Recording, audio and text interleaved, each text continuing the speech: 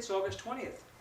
Reading from Matthew chapter 22. Jesus again in reply spoke to the chief priests and elders of the people in parables, saying, the kingdom of heaven may be likened to a king who gave a wedding feast for his son. He dispatched his servants to summon the invited guests to the feast, but they refused to come.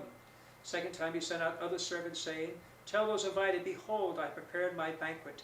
My calves and fattened cattle are killed, and everything is ready to come to the feast. Some ignored the invitation and went away, one to his farm, another to his business. The rest laid hold of his servants, mistreated them, and killed them.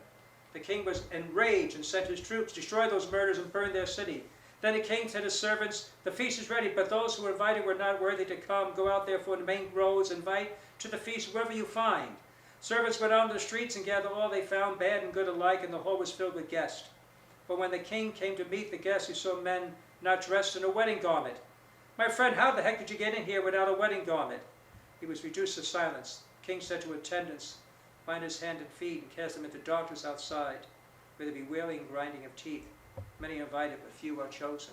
Wow. Eek. Boy, it's tough. Many are invited, but few are chosen. So we have the wedding. Let's look at the wedding garments. Somehow they got into the feast, and they weren't dressed properly, so how the heck did they get in? They should have noticed, spotted at the door. Where were the bouncers? Hey, you're not dressed, but they had they did have one quality that was necessary to get in. That was called faith. At least there's some interpretations. They had faith, so they were able to come in, but they were lacking something else. Sure, you had faith, but they had nothing. They didn't live a life of faith, what we call living the works of faith. Living a life of goodness and charity, showing that you have God's grace within you. It's too easy, to profess a profession of faith, belief, and yet no life change, no behavior change, not a heart for the poor and needy. The works, they go together.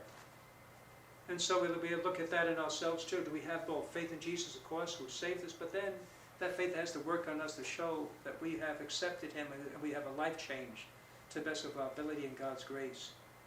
Because otherwise, if it's just simply words, emptiness, well, we see what happened. So may the Lord grant us then to live a life of faith and works, living a life that honors you, our Heavenly Father. God bless you.